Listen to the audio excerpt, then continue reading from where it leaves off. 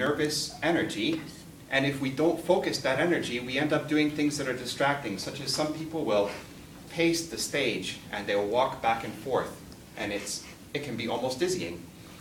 Or they may use their hands they don't know what to do with their hands, and they may use them to do distracting things, or put them away, or to scratch their head or play with their watch if they have one.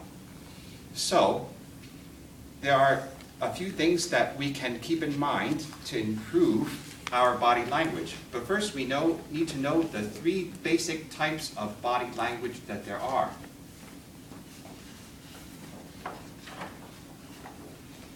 As you can see from the powerless point presentation, there are 3 types of body language. The first one is eye contact, but more generally we can say facial expressions. The second type of body language is hand gestures. And the third type is overall body movements. Well, they're pretty self-explanatory, I guess, but I'm going to give you some details on how to improve those 3 things and why to improve them. The first thing is your facial expression. You need to think about, when you're delivering your speech, whether or not your facial expression matches the content you're talking about in order to be clear with the audience. So for example, if you come to the stage and you say, "I'm so happy to be here." If you say it like that, as some of you are already chuckling a bit, it means that you understand I'm being sarcastic. But if you say, "I'm so happy to be here," you're obviously conveying the fact that you're really happy to be here. Now you may feel nervous and you might not know what to do with your face, and in that case it's very important to prepare and practice so that you don't send the audience that wrong message. For example, you may be talking about a very serious tragedy and you may be so nervous that you giggle, in which case the audience may be confused and they won't understand what's going on. So it's very important to monitor your facial expression when you're delivering a speech. The second aspect of facial expressions is your eye contact. Why is eye contact important? Because when you look at the audience members, you convey your sincerity and your honesty. As many of you know, when you do business with somebody, or even when you meet a friend, if they're not looking you in the eye, most people find that that's kind of a sign of perhaps dishonesty. So it's good to look your audience in the eye and show them you're honest and sincere. It also lets the audience know what is your attitude, and it gives them a little bit of respect. They've come to see you and you're looking at them. And in addition, good strong eye contact conveys confidence. So how to make eye contact? Who do you look at?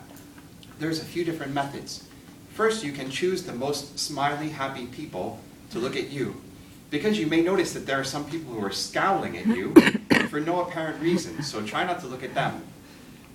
Another method you can use is to look at one person and then make a point.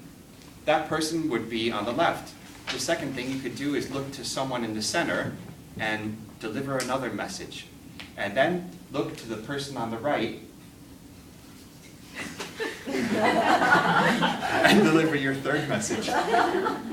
This method of eye contact can be really effective, and it can help you gain a lot of good rapport with the audience. The second aspect of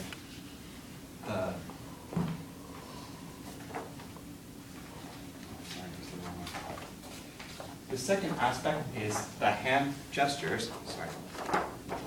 The hand gestures. Why are hand gestures important, and what kind of hand gestures are there? There are 3 kinds of hand gestures that you can use, and I've already used one. 3. This is a conventional hand gesture, such as a number or stop, and it's just a way of expressing something besides what you've said. I've said 3, and I've used my hands to emphasize that. The second kind is an emotional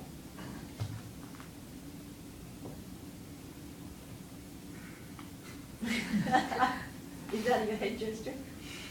And sorry, the kind that measures things. For example, if you're talking about something that is, if Paul went fishing on Thomas's fishing boat or sailing boat, and he caught a fish that was this big, he could show it this way.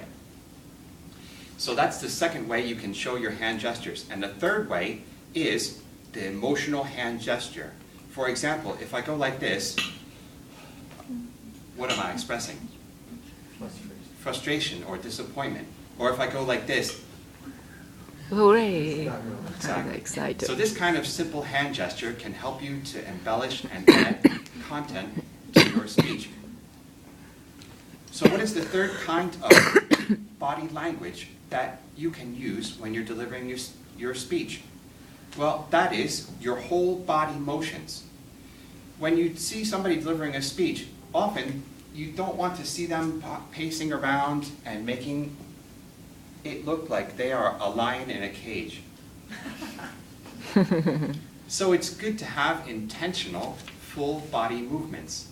And one way to do that is to consider in your speech whether or not you have questions or whether or not you are making points and whether or not there are time periods or locations in your speech.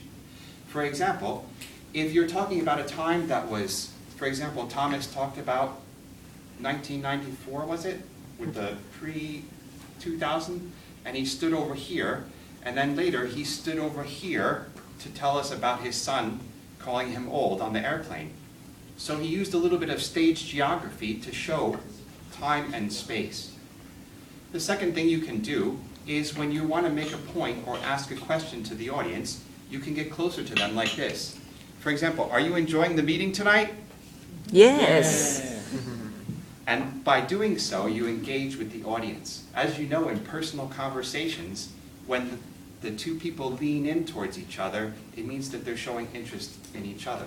And this works with the audience as well. When you get close to them, it helps you to build a rapport with them. And also, when you're making a point, you can also get closer to the audience. You could say, body language is very important. And then you can go back to the original place you started when you're making your point. So ladies and gentlemen, I'd just like to remind you, you can use hand gestures, and you can use full body gestures, and you can use facial expressions and eye contact to improve your body language.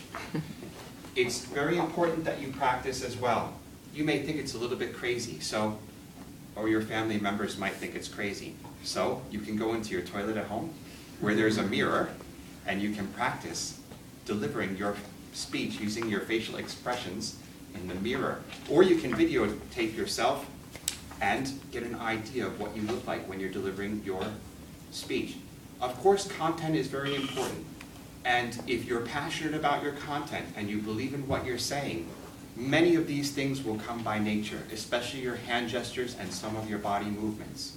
So remember to have good content, practice in advance, and use your body to emphasize what you're saying, and you will have a great speech.